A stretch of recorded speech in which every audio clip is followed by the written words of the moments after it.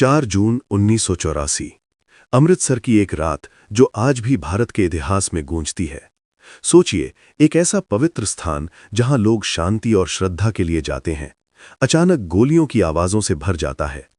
जहां हर दिन गुरबाणी की धुन सुनाई देती थी, वहां टैंकों की गड़गड़ाहट सुनाई देने लगी।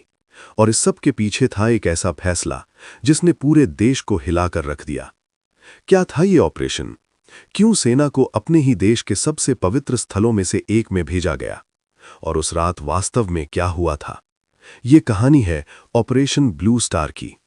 1970 के दशक के आखिर में पंजाब में हालात धीरे धीरे बदलने लगे थे। धार्मिक और राजनीतिक तनाव बढ़ने लगा था।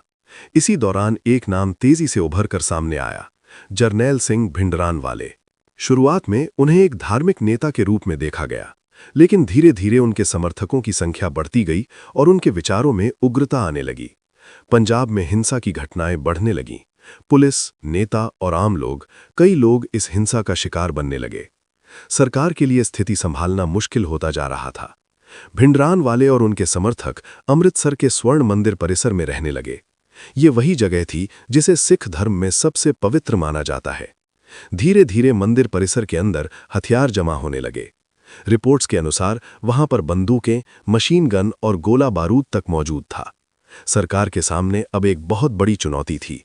एक तरफ देश की सुरक्षा और दूसरी तरफ करोड़ों लोगों की धार्मिक भावनाएं। उस समय भारत की प्रधानमंत्री थीं इंदिरा गांधी। उनके सामने फैसला आसान नहीं था। कई महीनों तक बातचीत और समझौते की कोशिश की गई, लेकिन हालात लगातार बिगड़ते जा रहे थे। आखिरकार जून 1984 में एक बड़ा फैसला लिया गया। भारतीय सेना को स्वर्ण मंदिर परिसर में भेजा जाएगा ताकि अंदर छिपे उग्रवादियों को बाहर निकाला जा सके। इस ऑपरेशन को नाम दिया गया ऑपरेशन ब्लू स्टार। 3 जून 1984 को अमृतसर को पूरी तरह से सील कर दिया गया। फोन लाइंस काट दी गईं, ट्रेन और बस सेवाएं रोक दी गईं। शहर पूरी तरह से दुनिया से अलग कर दिया गया। मंदिर के अंदर हजारों श्रद्धालु भी मौजूद थे, क्योंकि उस समय एक बड़ा धार्मिक आयोजन चल रहा था। 4 जून की रात ऑपरेशन शुरू हुआ। शुरुआत में सेना ने अपील की कि जो लोग निर्दोष हैं वो बाहर आ जाएं, लेकिन अंदर से जवाब आया गोलियों के रूप में। फिर शुरू हुई एक भयानक मुठभेड़। सेना को उम्मीद नहीं थी कि उन्हें इतनी मजबूत तैयारी का सामना करना पड़ेगा। मंदिर परिसर के अंदर से लगातार फायरिंग हो रही थी। स्थिति इतनी गंभीर हो गई कि सेना को टैंकों और भारी हथियारों का इस्तेमाल करना पड़ा।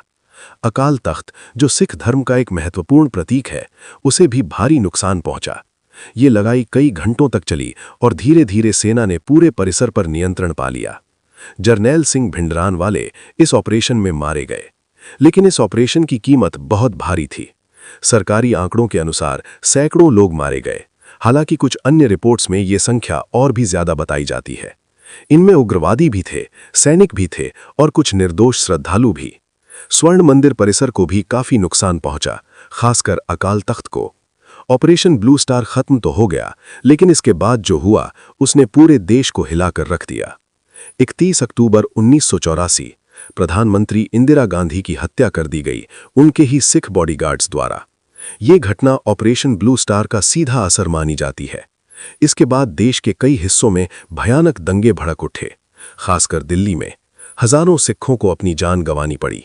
ये भारत के इतिहास के सबसे दर्दनाक अध्यायों में से एक बन गया।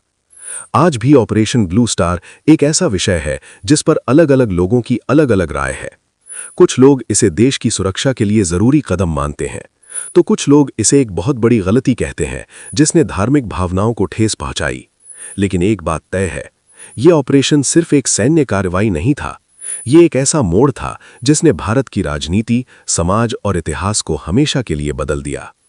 उस रात की गोलियों की आवाजें आज भी कई लोगों के दिलों में गूंजती हैं, और वो सवाल आज भी वहीं खड़ा है। क्या उस समय कोई और रास्ता हो सकता था, या फिर यही एकमात्र विकल्प था? शायद इसका जवाब इतिहास के पन्नों में कहीं छुपा है।